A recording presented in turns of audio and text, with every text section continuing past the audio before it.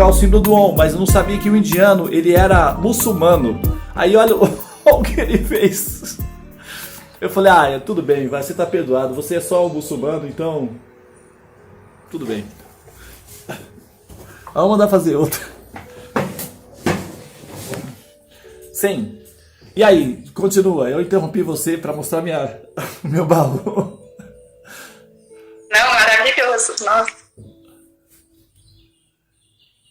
Então, você então concluiu a pergunta, né? Você só... Ok. Muito bem, então vamos para a próxima.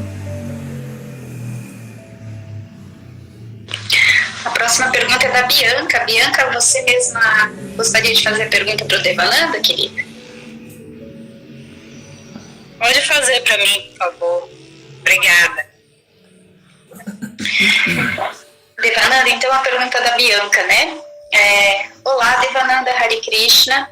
Assistindo aos seus vídeos sobre a cosmologia védica, eu entendi que Deus expande as almas, mas que não há um consenso entre os Vaishnavas sobre o estado da alma antes de entrar no mundo material ou simulação. Quando você dá a metáfora do homem que tem os espermatozoides e lidera-os como potências, entendo que as almas entram na simulação de forma inconsciente, ou seja, não é uma escolha da alma.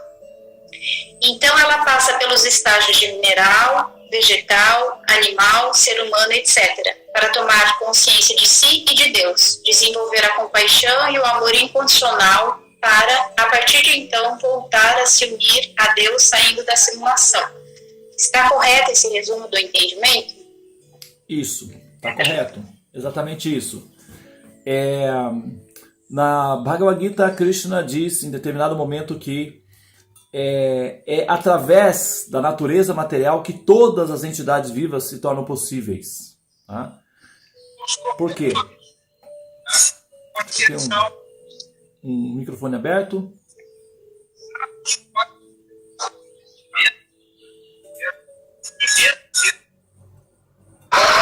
Não tem nenhum telefone. Eu estou ouvindo aqui. Bom, então, assim, o que acontece? De fato, não é uma decisão da alma. Eu tenho um telefone aberto. Tem sim. Tem um telefone aberto porque... Tem sim, tem um microfone aberto. Tem um microfone aberto. Vamos ver? Porque tá havendo interferência aqui para mim. Tá tudo ok agora para o Devananda. Eu verifiquei 2 vezes. Ok, então. Vamos lá. Gente, presta atenção aí, tá? Quem tiver com o microfone aberto, por favor, que isso não atrapalha. A alma, de fato, porque assim, uma das coisas que me deixava muito aborrecido com a explicação de jogar a culpa, o ônus da culpa sobre a alma, né? A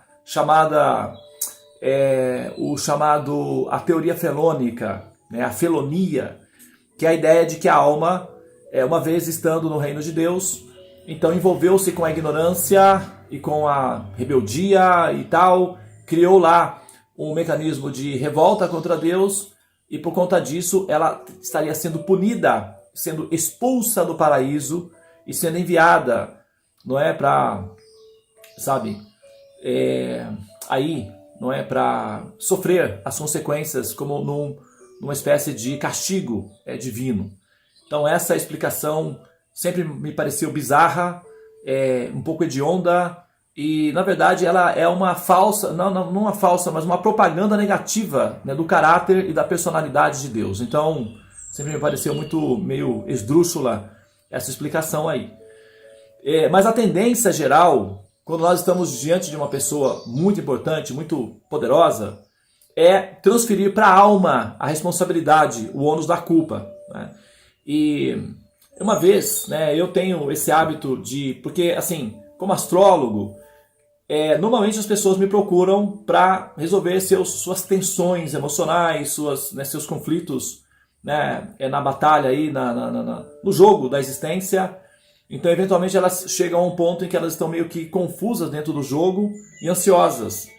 e estão meio perdidas dentro do jogo. Então elas, quando chegam a mim, elas estão talvez aí desgastadas, né, com o jogo e ansiosas para que, se recuperem. Então o meu trabalho é praticamente, a matéria-prima do meu trabalho são os sofrimentos humanos. Eu lido com os sofrimentos humanos. Ao mesmo tempo, são almas, né, destinadas a serem eternamente felizes e amantes do Supremo. Então, assim, eu tenho que chegar até esse ponto, trazer essa alma até essa realidade. E isso requer, né, assim, uma logística.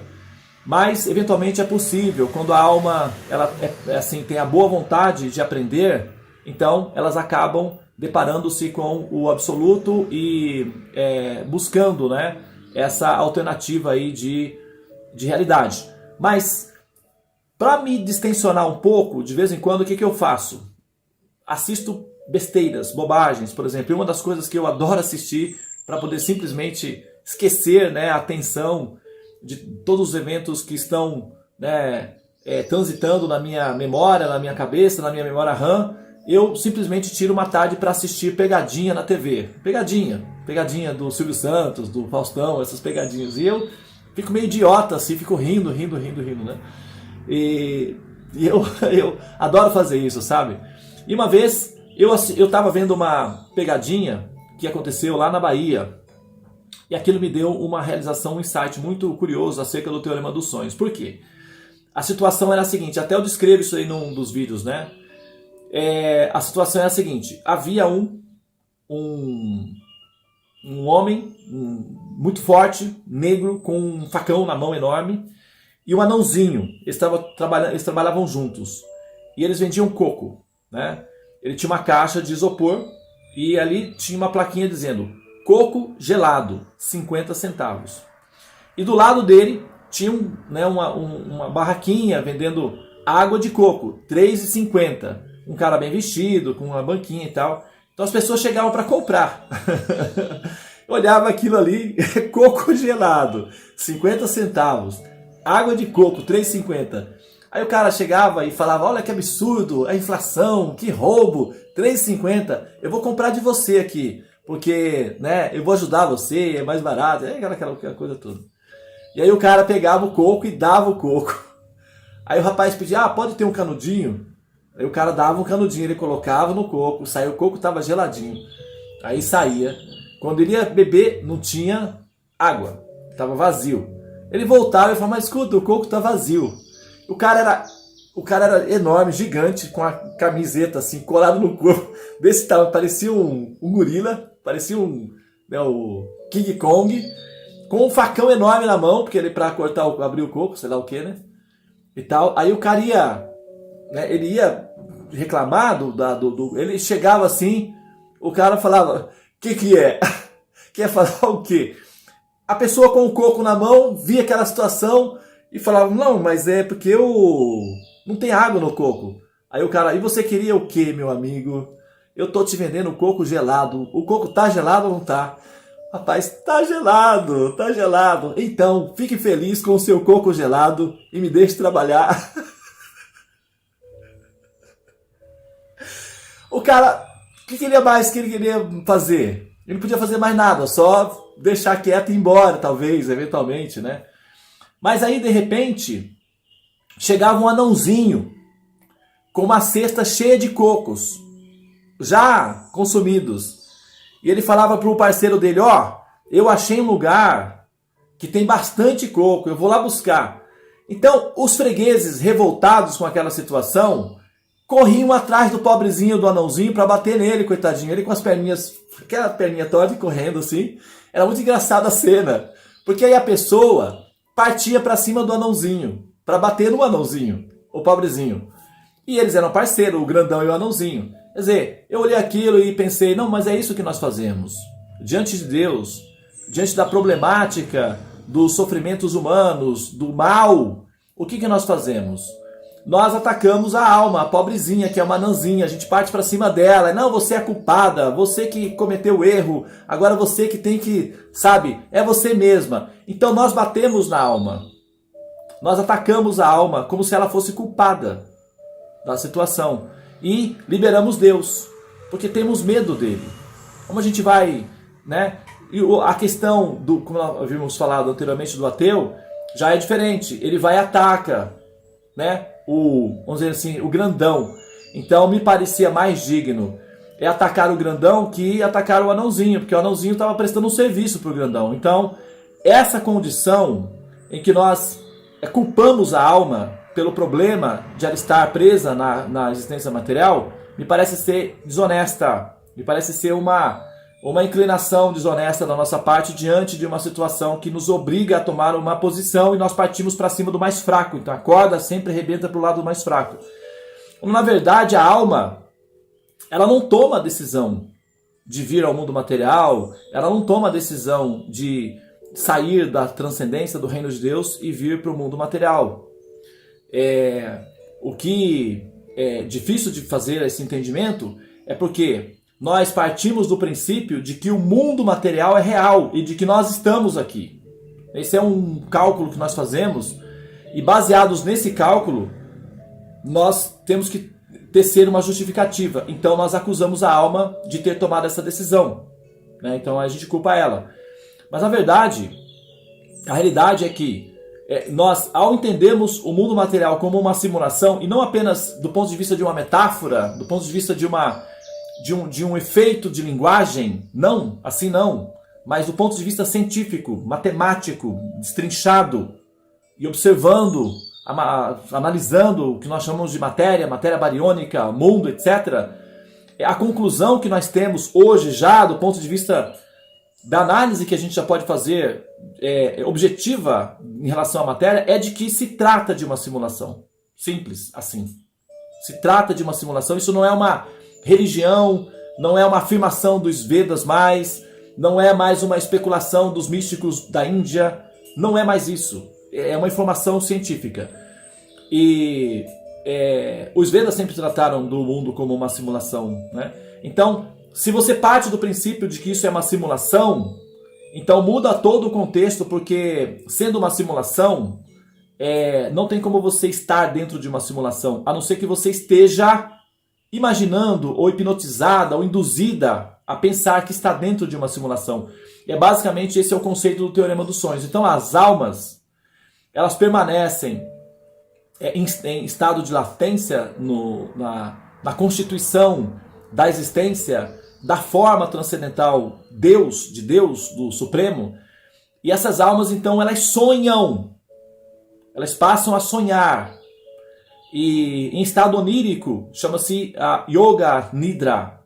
Em estado onírico, essas almas sonhando assumem várias formas oníricas, formas simuladas, formas terapêuticas, formas pedagógicas, e através dessas formas simuladas que nós chamamos corpo, são os avatares diferentes que nós assumimos, aí isso chama-se várias vidas, né, e tal.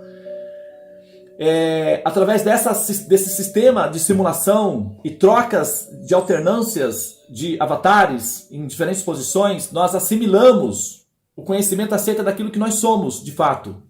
Almas eternas, residentes da transcendência, o reino de Deus, adormecidas, sonhando estar aqui. E quando nós, então, entendemos a função do sonho, nós assimilamos o conteúdo do sonho, assimilamos a terapia, concluímos o curso da terapia em si e despertamos do Supremo.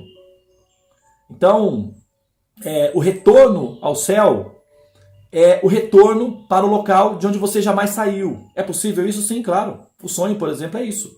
Você sonha, você vai para o Egito. Só que você não sai da cama. A consciência vai. Então, um aspecto do ser vai. E depois retorna.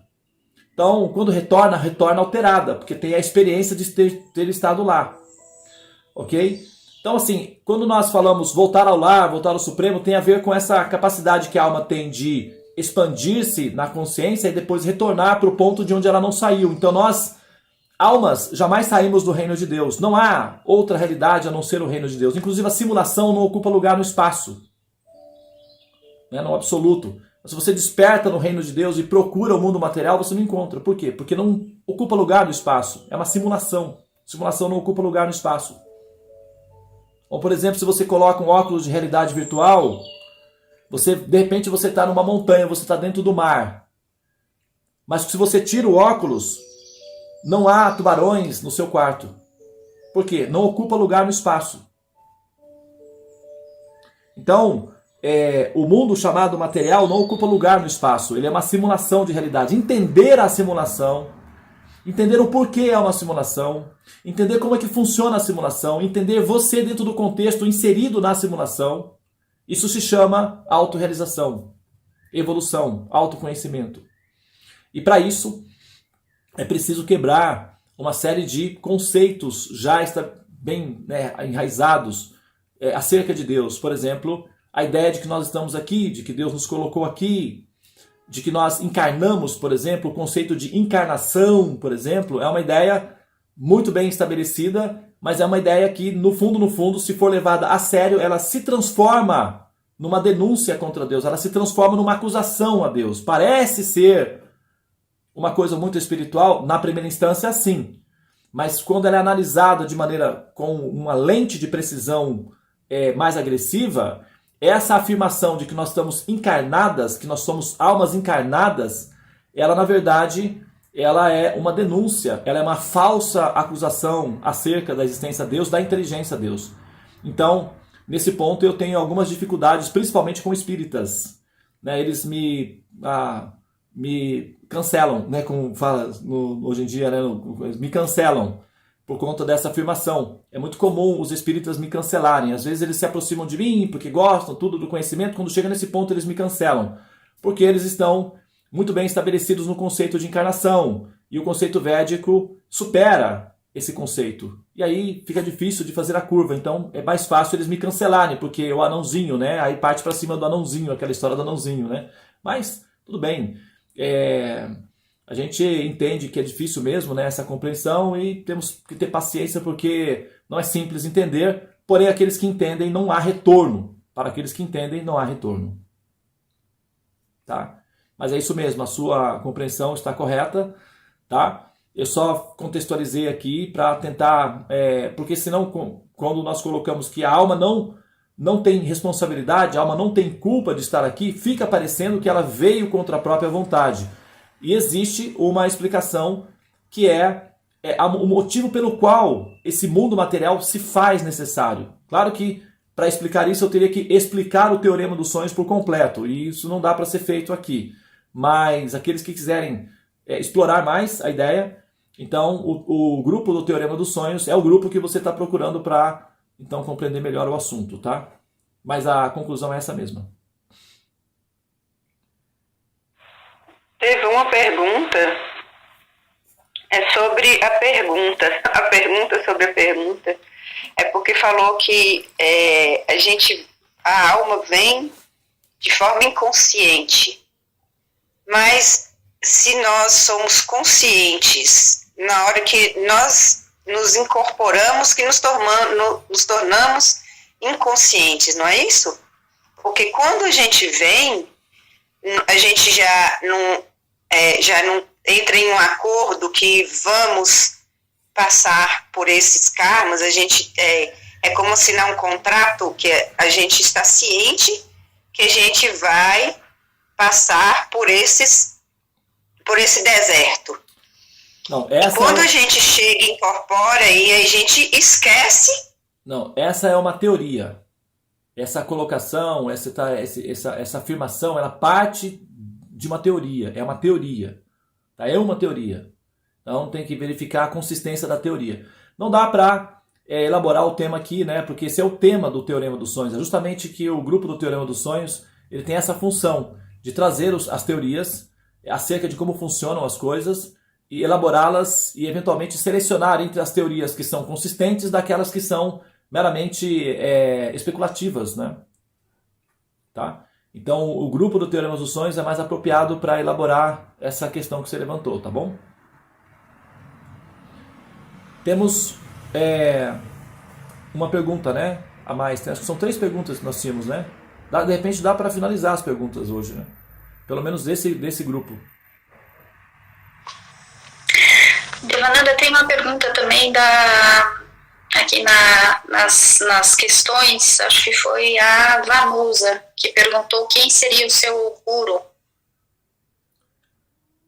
Olha, eu tive 3 gurus, na verdade. Dikshas Guru, Diksha, né? Diksha é o guru que inicia. Há 3 gurus, tá? E eles, infelizmente, caíram da sua plataforma filosófica e por questões relacionadas, né, com as fraquezas humanas, etc. E, eventualmente, eles deixaram de ser oficialmente gurus, ok? Mas a minha âncora sempre foi em Srila Prabhupada e nos acharyas. Então, num certo sentido, o meu Shiksha Guru sempre foi Srila Prabhupada. E nesse sentido, estou bem ancorado. Então, para mim nunca foi um problema que os meus gurus caíssem, né? Eu sempre me mantive estável dentro do processo da consciência de Krishna, mesmo quando eles caíram. Inclusive, cheguei a ajudar, a auxiliar alguns dos meus irmãos espirituais a não caírem junto com os gurus, né? Em função dessa concepção, né, da âncora no mestre Srila Prabhupada. Mas eu não vou mencionar o nome, né, dos gurus aqui para não ficar deselegante, mas eles foram 3 gurus, né, e eles caíram. Então, atualmente, na minha situação, qualquer guru que eu assumisse dentro de qualquer instituição geraria conflito para mim, porque por conta da conclusão do Siddhanta, do Teorema dos Sonhos. Esses 3 gurus, eu os adotei durante o processo da construção, da descoberta, né, do entendimento do Teorema dos Sonhos. Depois que o Teorema dos Sonhos ficou completo, então ficou inviável, porque qualquer guru que eu assumir, eu posso eventualmente ter divergências filosóficas com relação a eles. Isso vai ficar deselegante. Então eu adotei para mim o critério de que Srila Prabhupada, então, é o meu guru. Inclusive, tem uma lei, né, eu, por muitos anos, eu fui muito integrado, né, à ISKCON, a Sociedade Internacional para a Consciência de Krishna, e sou membro da ISKCON, embora atualmente, devido às minhas posições filosóficas, né, das conclusões, eu sou proibido de dar aulas, palestras dentro da ISKCON por conta dessa divergência, dessa diferença de conclusão filosófica acerca das conclusões que são ventiladas dentro da ISKCON acerca da problemática da queda da alma. E os meus vídeos são públicos, então, enfim, todo mundo pode assistir, e eventualmente alguns dos líderes assistiram e decidiram promover um decreto que me impusesse uma lei que eu sou proibido de dar aulas, conferências, etc., dentro da instituição ISKCON. Então, eu não posso naturalmente aceitar um guru dentro da instituição ISKCON mais, porque naturalmente isso geraria um conflito filosófico com o guru e eventualmente isso não seria apropriado, né, aceitar um guru e divergir dele filosoficamente. Então o próprio GBC também deixou uma lei lá alguns anos atrás, acho que no ano de 2010, se eu não me engano, uma lei que o discípulo que tivesse um guru e caísse poderia aceitar outro. Mas se aquele outro segundo guru caísse, então ele já automaticamente seria considerado discípulo de Prabhupada e não precisaria mais aceitar guru nenhum. Então eu estou dentro desse quadro aí. Eu tive 3, né? Eu tive até um extra a mais ainda. Então 2 já seria o suficiente para mim eu ser considerado dentro das leis da própria ISKCON, que é a sociedade, né, da qual eu venho, que é a mãe, né, que me formou. E que eu tenho muito carinho, gratidão e amor. Então a minha posição não é de criticar, falar mal e brigar com a ISKCON de forma alguma. Eu quero servir, quero ajudar, eu tenho amor, tenho carinho, embora eu seja pouco compreendido, né, na minha situação atual, mas o meu amor e a minha gratidão, o meu respeito aos Vaishnavas da ISKCON continua, e na medida em que eles aceitam os meus serviços, eu os oferecerei com amor, com gratidão no coração. Mas existe essa diferença de Siddhanta, né, atualmente, no momento, que inviabiliza, para mim, a ligação com novos gurus. Além do mais, segundo as próprias leis da própria instituição, eu sou considerado discípulo de Prabhupada. Então, nesse momento, a minha situação é que eu estou ligado a Prabhupada e ao Parampará, que são os mestres que vieram até, inclusive, antes de Prabhupada, né?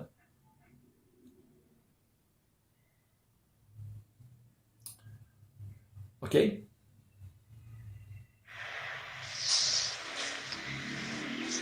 Ok. Você vai responder mais uma pergunta hoje, Então, Devananda? dá para responder, parece que falta só mais uma, né, Ivana?